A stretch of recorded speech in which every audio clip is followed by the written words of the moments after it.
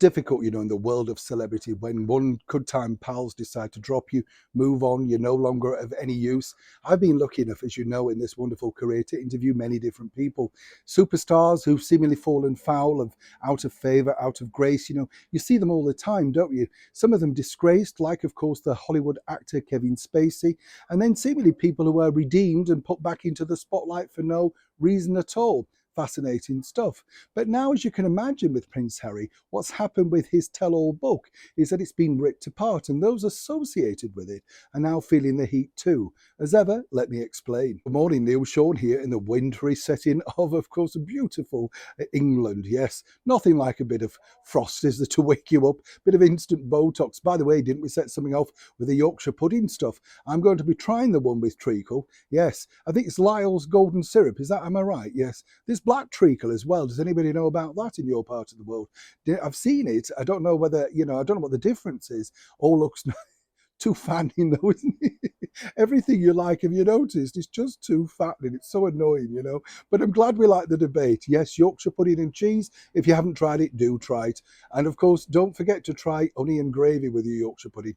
Oh, don't get me going, you're making me hungry. Back as ever to your breaking roll story of the day. This is fascinating stuff because only a couple of months back now, we had this celebratory bromance, as you can imagine, between Prince Harry's ghostwriter on Spare, and everything was going wonderful.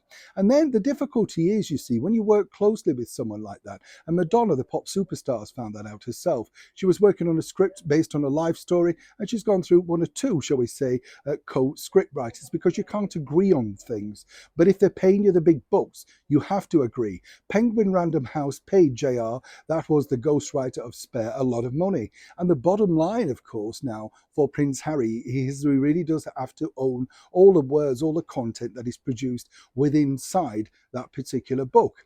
But according to a very good source, now that seems to be going a little bit southward, shall we say, and we're being polite here.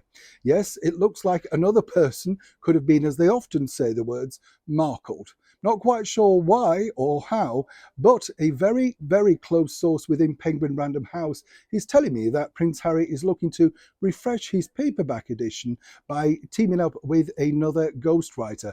Both will be credited, but someone, of course, who could possibly soften the blows on future publication.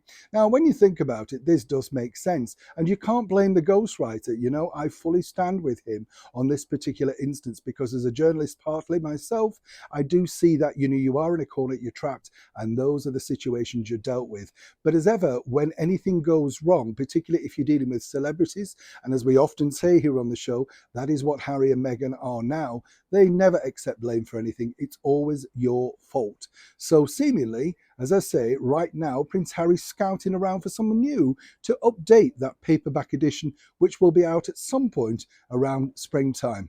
I wonder when. Neil Sean in the very heart of a wintry United Kingdom.